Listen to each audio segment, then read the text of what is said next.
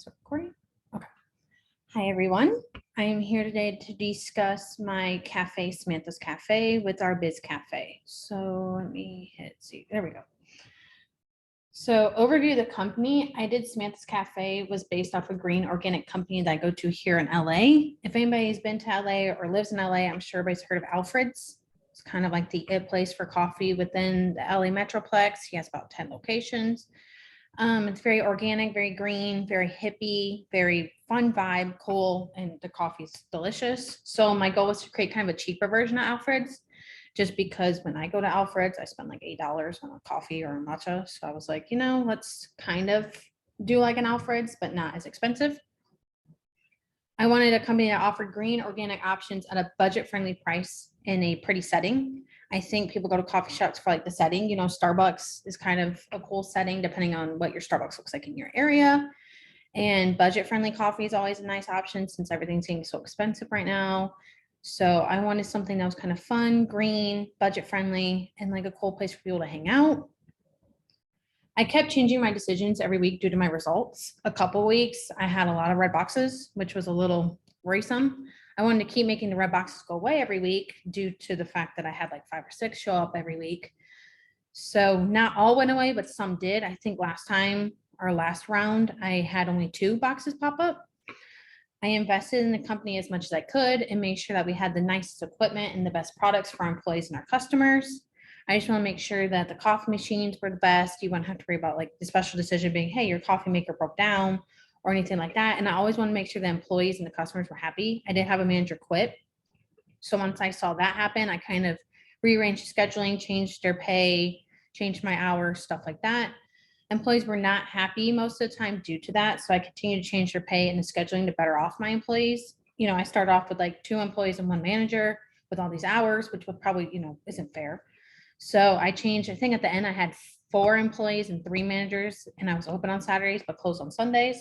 So I feel like that was a better, solution for the hours as well as upping their pay.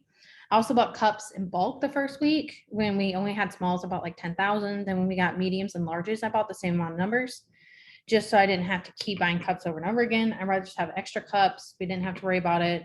There wouldn't be like a shortage because, when you run out of coffee, you can buy the emergency coffee. But I didn't know if that was an option with the cups. So I just want to make sure, if you run out of cups, you can't serve any more customers. So here are the results. As you can see, I did okay. Whoever had the fix, I really should learn how to run a company like you do. My numbers were not the lowest, but I was pretty much at the bottom. This is definitely new to me. I've never really thought about owning a business, especially not like a cafe or a restaurant or anything like that. I have thought about opening up a boutique at one point. After doing this, I don't know if I would, just because of all the ups and downs you have as being a business owner. So this was definitely a good show of what it's actually like owning your own business. Here's another chart that kind of shows how I did not do that great. It definitely was a great learning experience to see like how running a business goes. I, again, don't think I did the best. I feel like I could definitely have done better, but it was definitely a learning experience. And I'm glad that we had this option, especially for the people that are in this grad program to open a business or to do something like that. My biggest takeaways, number one, definitely owning a company is not easy. My aunt and uncle live in Northern Michigan. They own a small pizzeria in a town about 500 people. And they have always talked about the struggles of owning a business, especially through the pandemic and through COVID and all the protocols and everything. So now I kind of get what they're talking about and understand it more. I definitely could not own a small business, whether it was in a large city like LA where I am now or a smaller city. I don't think I could do it. Spending the time to review my results helped me get less and less red boxes towards the end. I definitely spent more time in the last couple of weeks making sure that the red boxes went away as much as I could. Like I said, I had 6 at one point. I think the last round I had 2. So I really wish I didn't have any, but I will take 2 red boxes over 6. I really did enjoy designing and decorating the space. Even though it's a virtual space, I did still feel that I made the space my own and acted like I was truly the owner of a green coffee shop. I think this was probably something I really enjoyed was like the first week I spent like an hour like decorating, picking the cups, changing the cup colors, changing like the vibe.